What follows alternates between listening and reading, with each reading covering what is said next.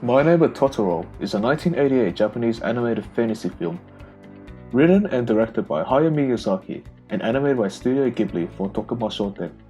The movie had received critical acclaim and amassed a worldwide cult-like appearance in the year after its release. The film won the Anime Grand Prix Prize and the Mainachi Film Award and Kinema Junpo Award for Best Film in 1988. It also received a special award at the Blue Ribbon Awards in the same year. Yet, what separates it from its predecessors, Castle in the Sky and Grave of the Fireflies?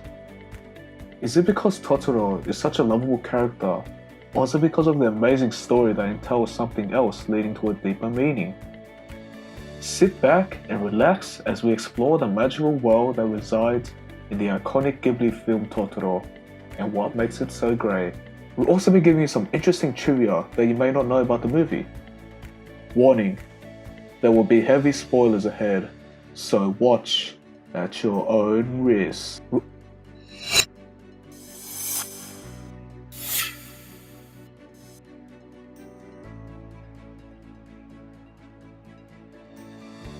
So, let's set the scene for the story.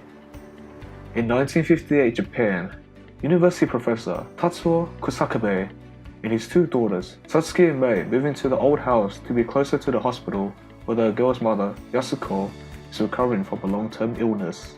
The house is inhabited by tiny creatures called Susuwari, small, dark, dust-like house spirits, even when moving from light to dark places. When the girls become comfortable in their new house, the soot spirits leave to find another empty house. One day, Mei discovers two small spirits, which lead her into a hollow of a large camphor tree. She befriends a larger spirit, which identifies itself by a series of roars that she interprets as Totoro. She falls asleep atop Totoro, but when Satsuki finds her, she is on the ground. Despite many attempts, Mei is unable to show her family Totoro's tree. Tatsuo comforts by telling her that Totoro will reveal himself when he wants to. One rainy night, the girls are waiting for Tatsuo's bus, which is late. Mei falls asleep on Satsuki's back, and Totoro appears behind them, allowing Satsuki to see him for the first time. Totoro has only a leaf on his head for protection against the rain, so Satsuki offers him the umbrella she had taken from her father. Totoro is delighted and gives her a bundle of nuts and seeds in return. A giant bus-shaped cat holds at the stop, and Totoro boards it and leaves. Shortly after, Tatsuo's bus arrives. The girls plant the seeds. A few days later, they awaken at midnight to find Totoro and his colleagues engaged in a ceremonial dance around the planted trees. The girls join in, and the seeds grow into an enormous tree. Totoro takes the girls for a ride on a magical flying top. In the morning, the tree is gone, but the seeds have indeed sprouted. It is left unclear whether the girls were dreaming or not. The girls find out that the planned visit by Yasuko has to be postponed because of a setback in their treatment. Mei does not take this very well and argues with Satsuki, later leaving the hospital to bring fresh corn to Yasuko. Her disappearance prompts Satsuki and the neighbors to search for her. In desperation, Satsuki returns to the camphor tree and pleads for Totoro's help.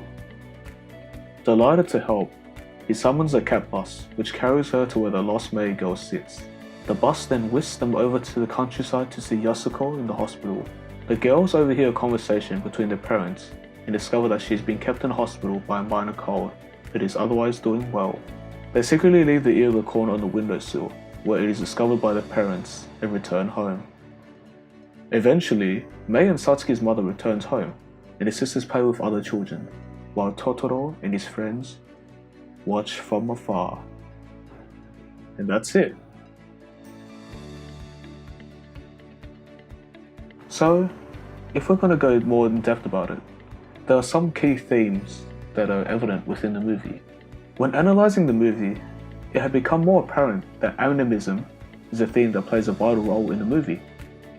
Totoro has animalistic traits and has kami status according to his surroundings, and is referred to as Mori no Nushi, and is referred to as Mori no Nushi, or Master of the Forest.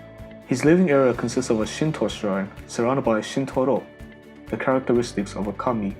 This, coupled with the main theme song that plays soothing violin music, transitioning to a more fast and upbeat symphony, really sets the scene for the movie's plot, a sort of adventure-like vibe.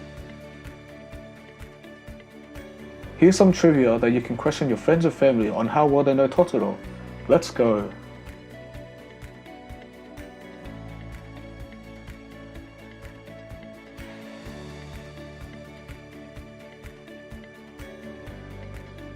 Did you know that Totoro has appeared in movies besides his own? In Toy Story 3, Totoro makes a brief cameo as a stuffed animal. He is seen in many scenes throughout the film and also in the end credits where he juggles aliens. Aside from this, he has also appeared as a stuffed animal in Kiki's Delivery Service as an Ghibli reference, followed by another appearance as a magnet unleashes his fridge in Ponyo on the Cliff by the Sea in this small form. Wow, I guess he really is everywhere. Isn't that awesome? The names of the two girls Satsuki and Mei are a play on the word Mei. Satsuki is an old Japanese word for Mei, and Mei is a Japanese pronunciation of the word Mei. Who would have guessed that?